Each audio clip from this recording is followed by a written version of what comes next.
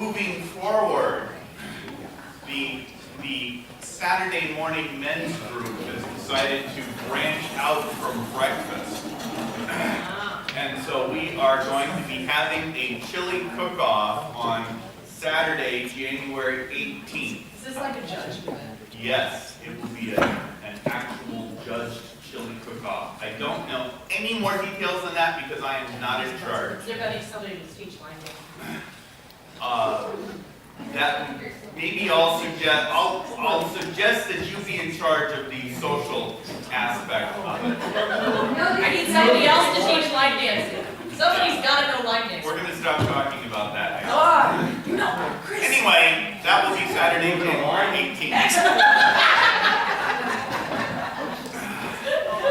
Are there any other announcements that I may have forgotten along the way? Pamela, did I forget anything?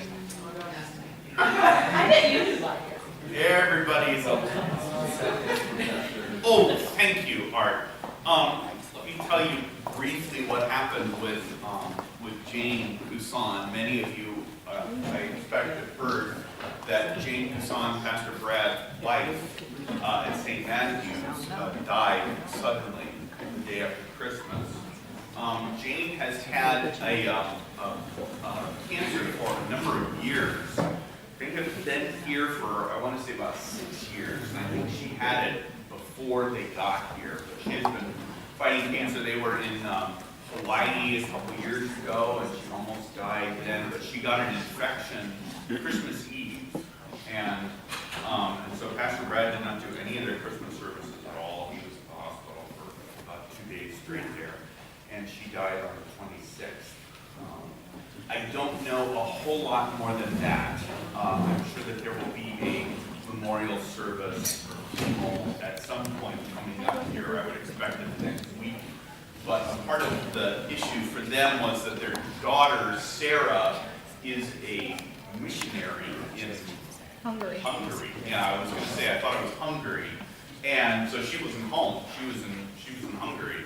And they were trying to get her home before doing anything. So I don't know much more beyond that. But please keep Pastor Brad. They have 3 children. I know their daughter's name is Sarah. Jeff and James. Pardon? Jeff and James. Jeff and James. Thank you, Karen. So please keep all of them in your prayers. Jane, I'm going to guess, was probably in her mid-50s. Something along those lines.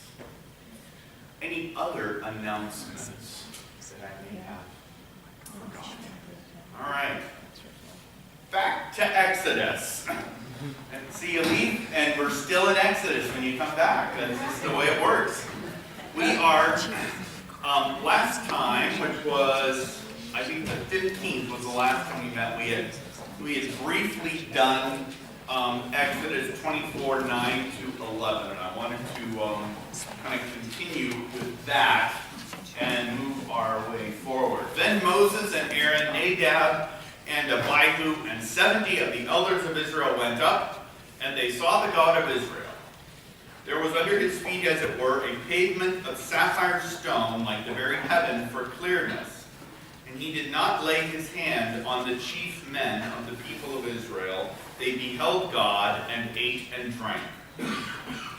So we have this remarkable event that is, if not contradictory, at least unusual. Because we can remember how many different times people have seen God.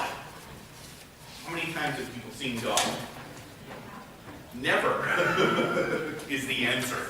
The closest that you got was not too long before when Moses asked to see God, and God said, "You can't see me because of my holiness, and you cannot stand to be in my presence because of your sin.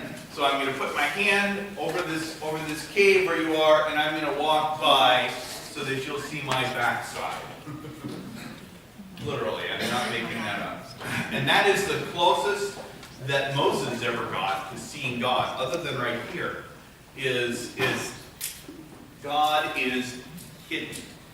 But here we have them having this this picture of God, and this picture of God is connected to eating and drinking, which is of course proof that God is Lutheran. So I kind of like that. But these things. See, this is a little crazy. Figure out why. Don't mind me, I'm just talking to myself. So when they see God, they this is done in the context of a meal, of table fellowship, and we can think of lots of instances where we have had food in connection with seeing God. Certainly in the Passover lamb, the sacrifice of the lamb. Probably the other closest incident to this, I think, would be Abraham and the three visitors. One of whom was the angel of the Lord, coming to see Abraham in Genesis, I think it's 18. That's probably the closest that we get. But the reason that they were able to be in the presence of God was because they had already been cleansed. Rick? What about Jacob? In Genesis 32? Well, that would be another example where this is where Jacob wrestles with the angel of the Lord, and he wrestles all night, and he throws his hip out, etc. And even there, that's kind of an interesting back and forth where, on the one hand, it's called the angel of the Lord, and then the next time it'll be called the Lord. So anytime God's presence is with His people, His presence is always mediated. His presence is always in some other way. And this I think, is the closest we get to. They saw God and ate and drank. Yes? Yeah, because they're saying they saw God. I know. So how come we keep saying that nobody has seen God? Because it says here that it's like 75 people just saw God. It was kind of a magical question. So it doesn't seem like a question. It's a mystery. They said they saw God? It's... Sorry, it just seems so obvious. They No, said they saw God. I agree. I agree. And yet in the rest of the scriptures you see... In the rest of the scriptures you see this picture where to be in God's presence and not to be cleansed is to die. And so the only way that they are in God's presence is because of the sacrifices, because they've been cleansed. But I agree, it is a mysterious episode, no question about it. Don? I think those are devotions that we have for church members. Right. No one has seen God at any time Yep. except the only begotten. Yeah, well, and we get all this stuff in John. That was from 1 John. But then again, you get all of that stuff in the Gospel of John, chapter 1, where you have where you have all of this stuff about the Word, but there's still this language of not being able to be in God's presence directly. And now that presence of God is mediated through Jesus. So no one has seen, that's Jesus' language yet. Again, is no one has seen the Father. And then in the next verse he says, I and the Father are one. So the way that we see the Father is through the Son. Well, because a couple verses before, isn't this where Moses throws the blood on the people? Yeah, that's right. That's right. And so, yeah, They are sanctified. They've been made holy by the sacrifice that took place already. And that's how they were able to go up, even partway up the mountain, because the elders of Israel do not go all the way up the mountain. They only go up partway. Moses is the only one that goes up the rest of the way. Let's keep reading, because we're gonna be circling around with this for a while. The Lord said to Moses, Come up to me on the mountain and wait there, that I may give you the tablets of stone with the law and the commandment, which I have written for their instruction. So Moses rose with his assistant Joshua, and Moses went up into the mountain of God. And he said to the elders, wait here for us until we return to you.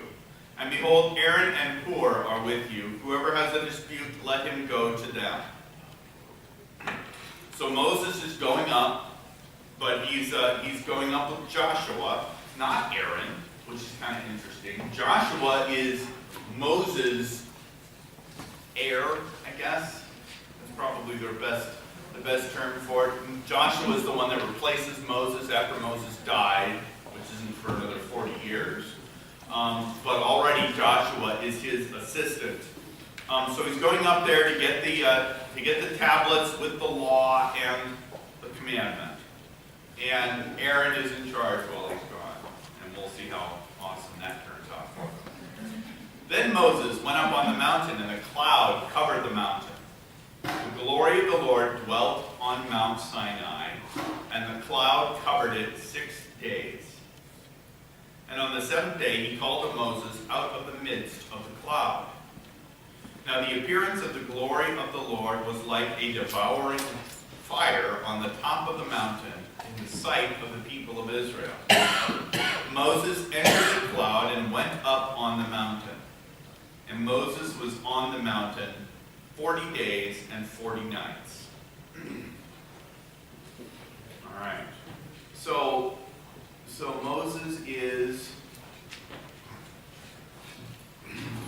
Moses goes up the mountain with Joshua, it seemed like, from the previous verses. He goes up with Joshua, and this cloud, and on the one hand, I've never seen a cloud that looks like fire. And yet that's kind of the picture that you get here. And the best answer that I've been able to come up with that is the pillar of cloud by day, pillar of fire by night. That this is a covering that goes over the mountain that they can see even when it is dark. So that they know that there is a covering there. What that is a little unknown. So he still doesn't see God other than what we had in the previous section. He goes up and God calls to him 7 days later. Moses must have been a very patient person. Because 7 days of sitting inside of a cloud seems like a long time to me. I don't know. And then, right, and we get up, and we're going to end with 40 of the first 7 days, he doesn't do anything. He is up in the cloud, and it is silence. And he waits. And remember, we've seen this cloud talk before. A part of what this cloud does is this cloud makes it so that they are seeing, this cloud makes it so that they can't see anything directly. They can only see by hearing.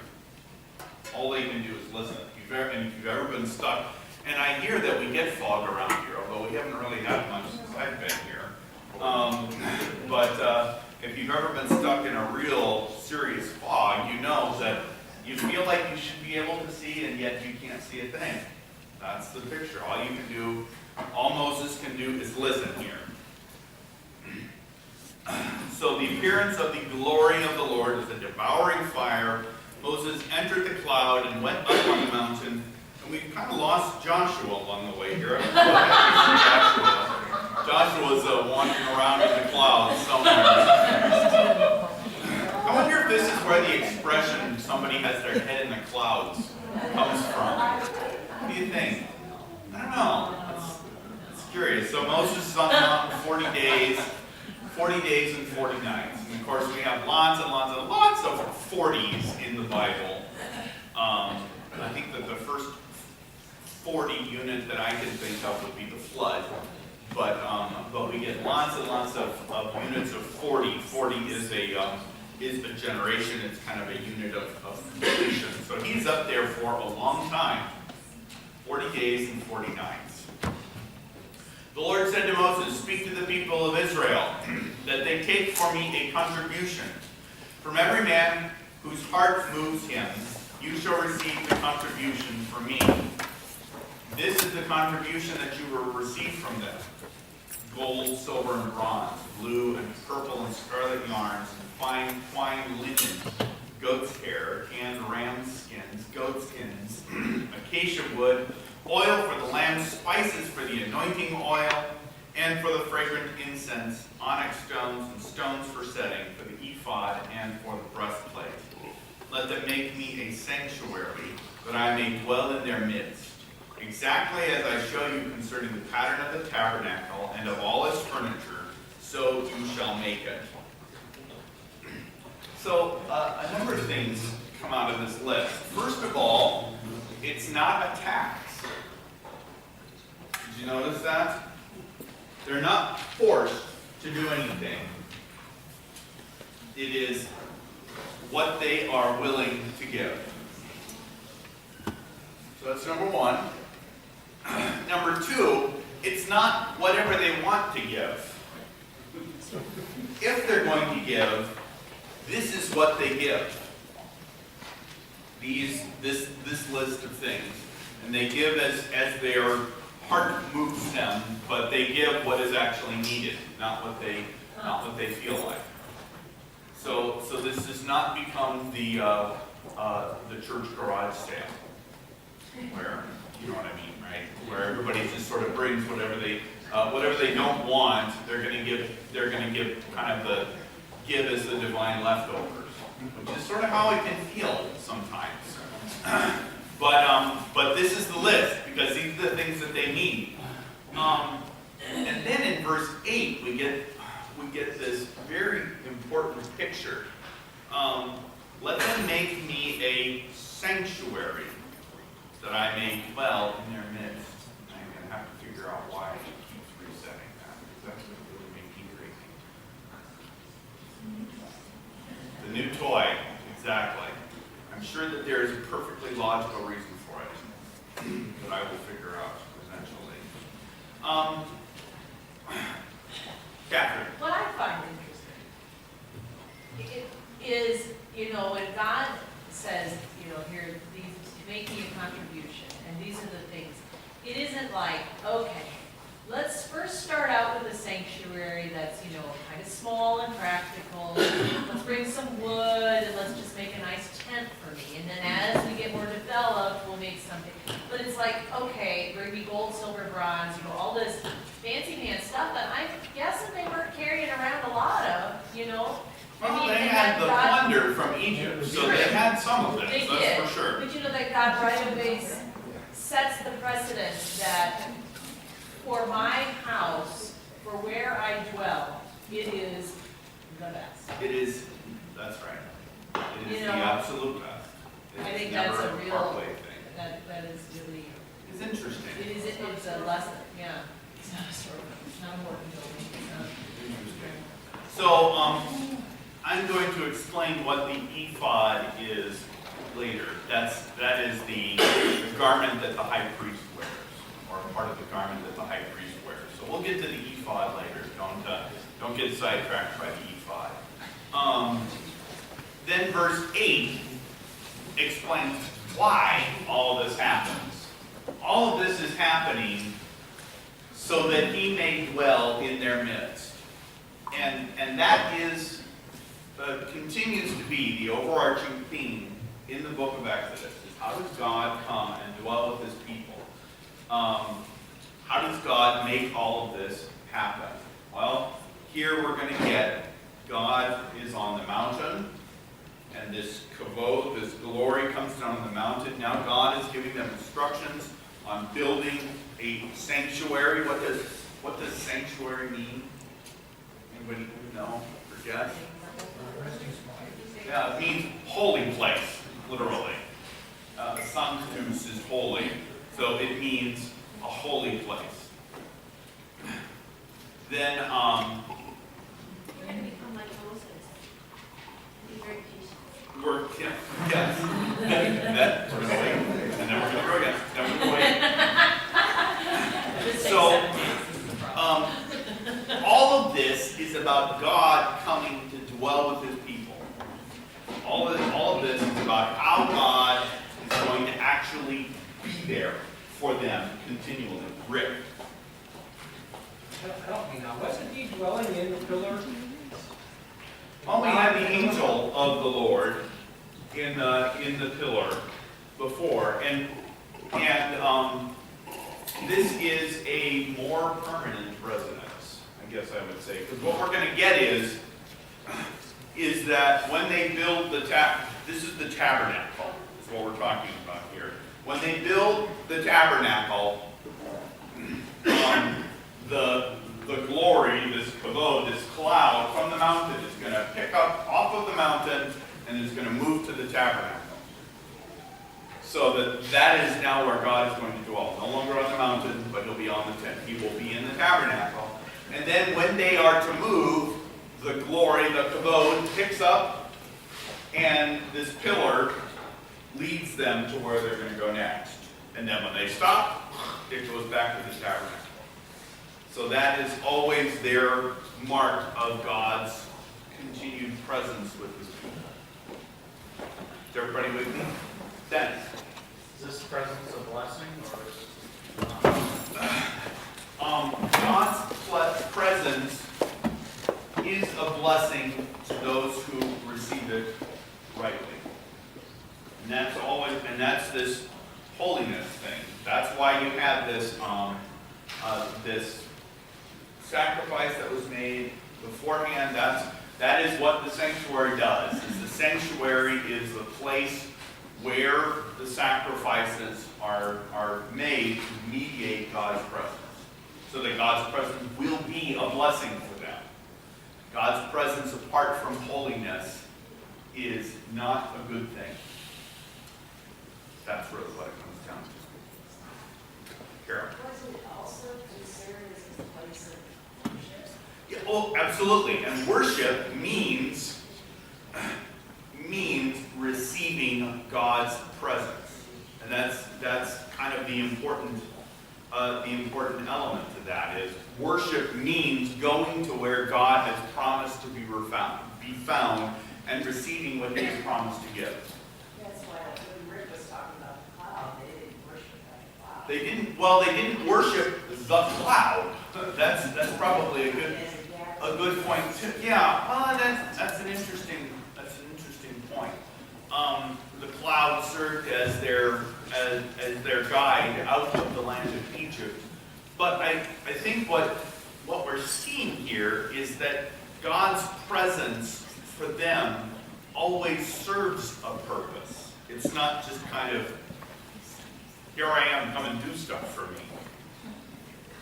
But it is protection, it is comfort, it is all of these things. And that's kind of the key to this. Walt, did you have your hand up? No. But I find it interesting that we call the internet cloud. I'm just not even going there. I am just not touching that one, Walt. Tempting, but I'm not taking that bait. All right. Exactly as I showed you concerning the pattern of the tabernacle and of all its furnitures, so you shall make it. We use the word sanctuary sort of like this, but not exactly like this. The tabernacle is the whole tent, okay? And I'll get some pictures to demonstrate this next week. The tabernacle is this whole tent. The sanctuary is a specific part of the tent. When we call that whole room in there, typically we call it the sanctuary. Strictly speaking, the sanctuary is the part where the altar is, and the part where the congregation sits is called the nave. But we don't usually use the word sanctuary quite like that. We usually say the sanctuary is the whole building, and the chancel is the front part. But that's still more or less how it is being used.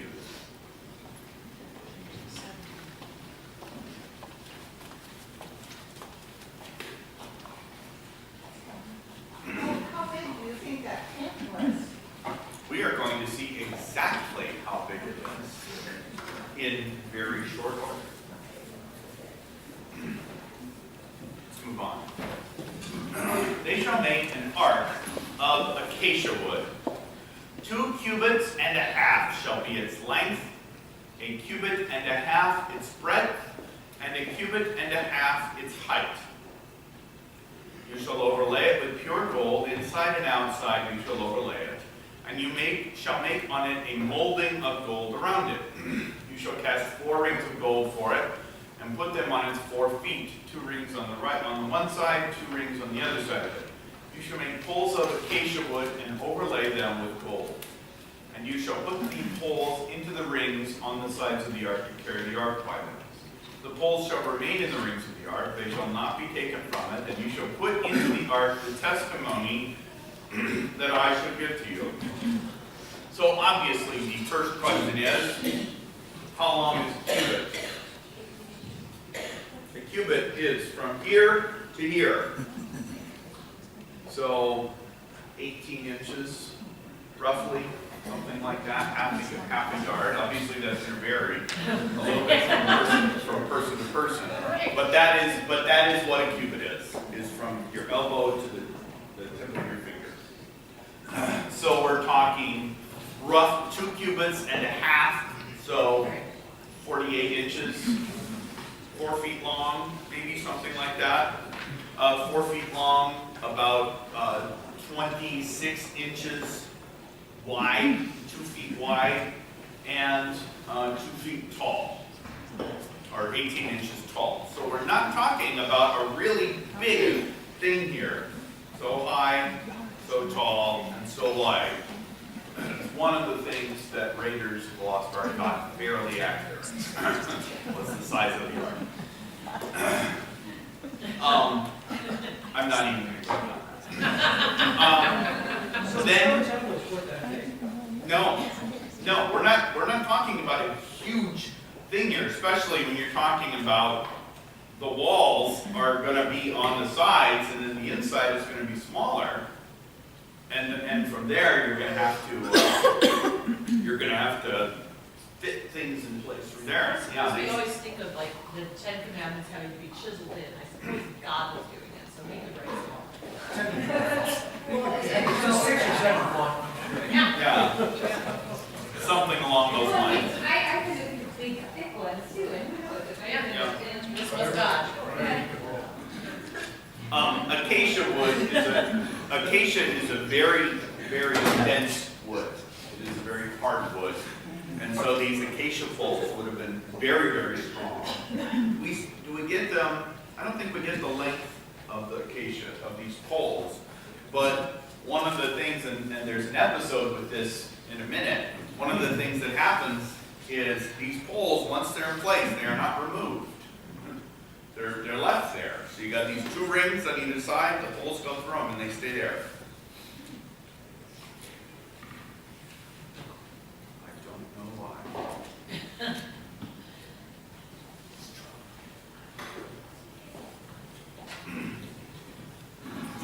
All right. The ark, you shall put into the ark the testimony that I shall give you. Definitely get to that one. You shall make a mercy seat of pure gold. 2 cubits and a half shall be its length, and a cubit and a half its breadth, which I think would be the same dimensions as the ark itself. And you shall make 2 cherubim of gold. Of hammered work you shall make them on the 2 ends of the mercy seat. Make 1 cherub on the one end and 1 cherub on the other end. 1 piece with the mercy seat shall you make the cherubim on its 2 ends. The cherubim shall spread out their wings above, overshadowing the mercy seat with their wings, their faces one to another. Toward the mercy seat shall the faces of the cherubim be.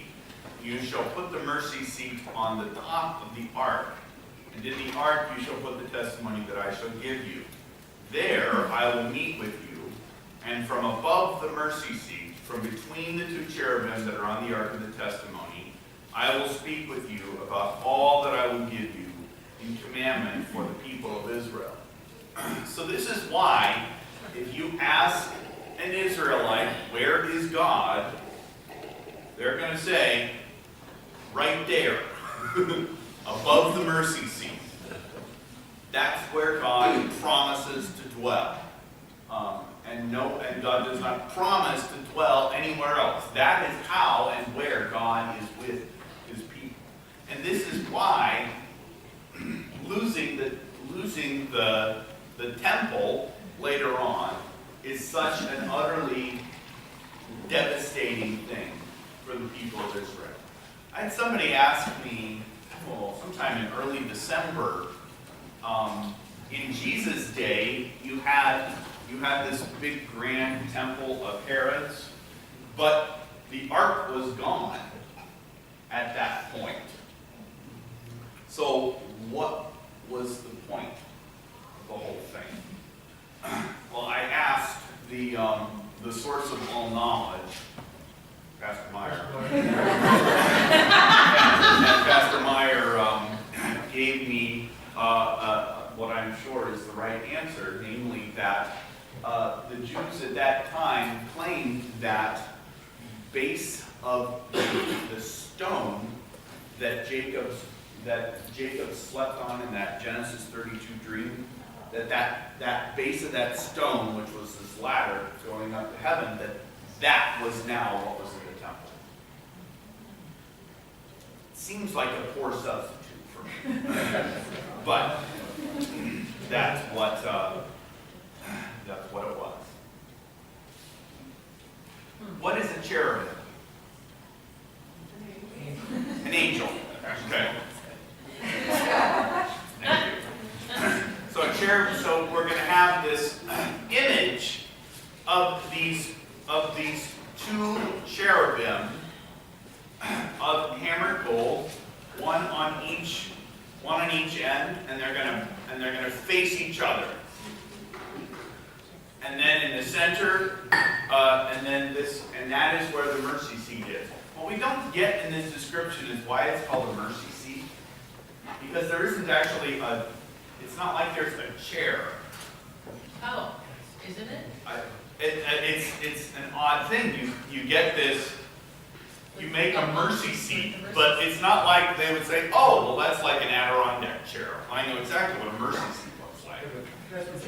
But the size of those chairs couldn't have been very big. Right. That's my point. Is you've got these two cherubs, which are the size of the ark itself. So I don't know. We'll have to see if we get more from that later on. Chris. Just kind of going on a limb with this one, but they put the tablets in the ark. Yes. Don't they? Yep. And it says that he calls it the testimony here. Yep. Isn't that technically the word of God sitting in the ark? Yeah, that's right. That is. I'm not following your question yet. Oh, the word of God sits in the mercy seat. Yeah. Oh, right. And that is where God dwells.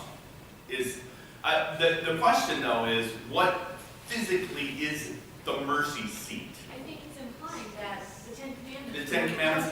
Is. I don't think so, because I think that those go inside it. That it's a box.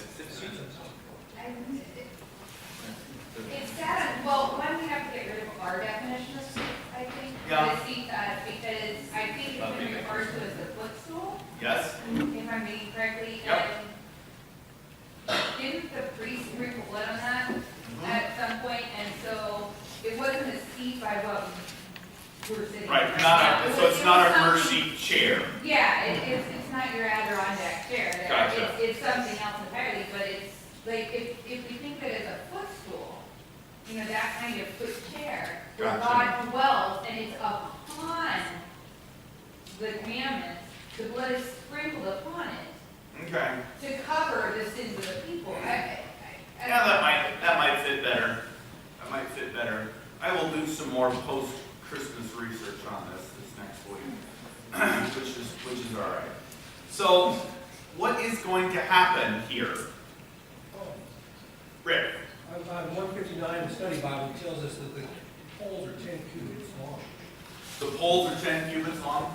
Well, that's interesting. So the poles are over twice the length of the ark itself. Because was the ark 2.5 cubits long? Yeah, But 26 it more had to be inches. pretty heavy. Yeah, I would think. Quite a few people carrying that. Yep. Yep, one would think. Pastor.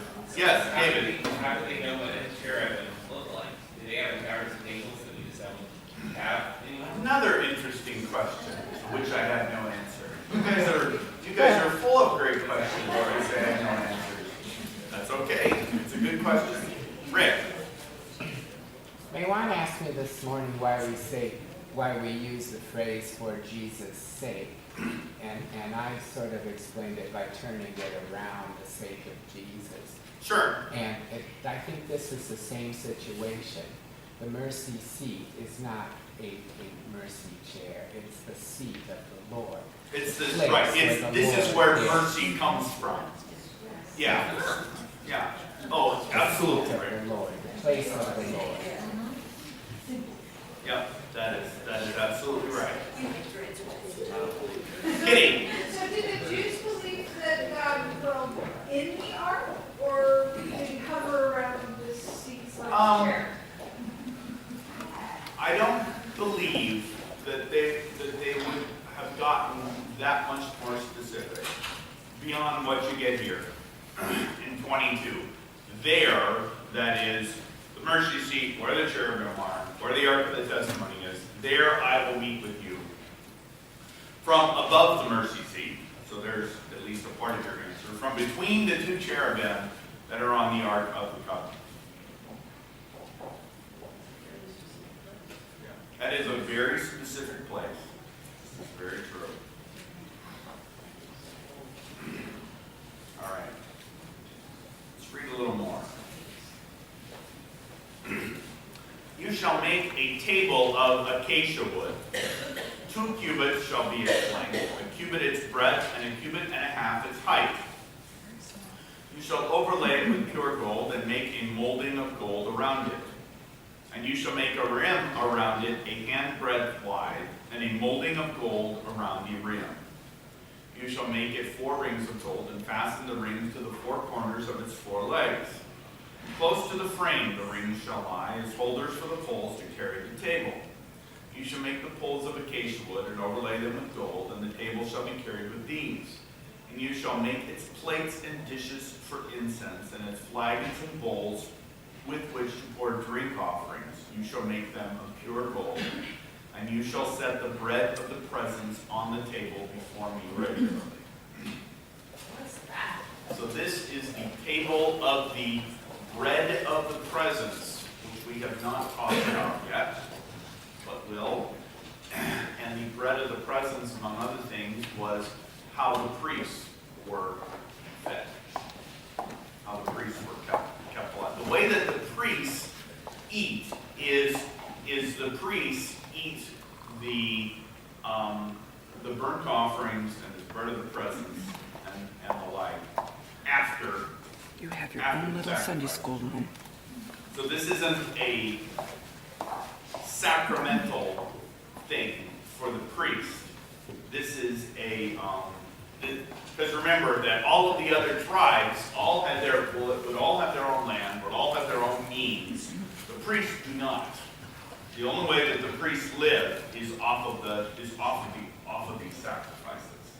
So that's how they are. That's how they live. Is from these.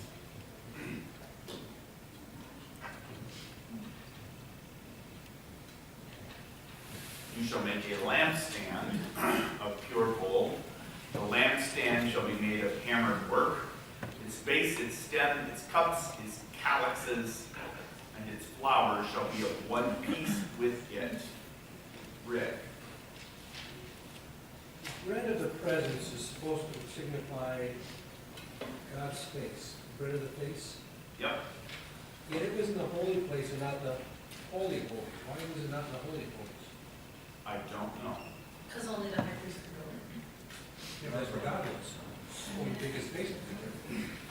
And remember, this presence kind of goes out from the mercy seat. So you could say, God dwells in the tabernacle. You could say, God dwells in the sanctuary. You could say, God dwells in the mercy seat. All of those are going to be accurate. What is Why the do we question? say that the bread of the presence is his face? Well, that's what presence is. It's Face. literally. Before his face. It's the bread before his face, the bread of his presence. That's literally what it means. Was it leavened or unleavened? Definitely unleavened. So, was the bread, I'm sorry, was the bread a sacrifice? You said they got to eat these sacrifices, or who brought the bread? The bread, I believe, was made from the grain offering. For the priest came? Yeah. I believe that's right. Priests did not have an altar kill, which was to their loss, I would like to add. All right. And there, verse 32, and there shall be 6 branches going out of its sides, 3 branches of the lampstand out of one side of it, and 3 branches of the lampstand out of the other side of it. 3 cups made like almond blossoms, each with calyx and flower, and on the other branch. So for the 6 branches going out of the lampstand. See that I'm going to stop here fairly shortly.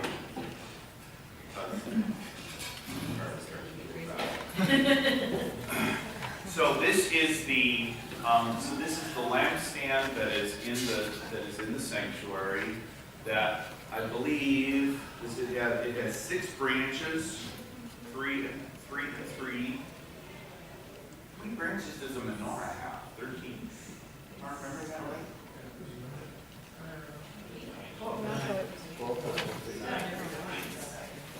I thought it was 9, but so this is not the same as a menorah, but again, very specific details. Pardon me? What is a calyx? The calyx is the part that sticks up in your hair.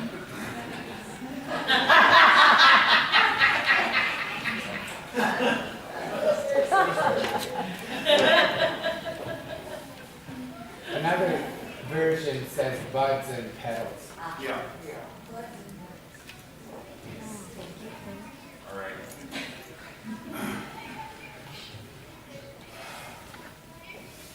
Did that just come up? No. So in lieu of my technical difficulties this morning, I think I'm going to stop here, and I will figure out why I'm coming and going constantly. I apologize for that. Yes, sir. I have a general question. So the Jews, an Orthodox Jew today, Yes. you still know all this stuff? I mean, this is still important stuff to them? It's certainly important to them, but there's no temple, Right. so this doesn't exist now. Well, they know all about the bread of, you know. Sure. Oh, yeah. And they know all about. Certainly. And how it was made. Absolutely.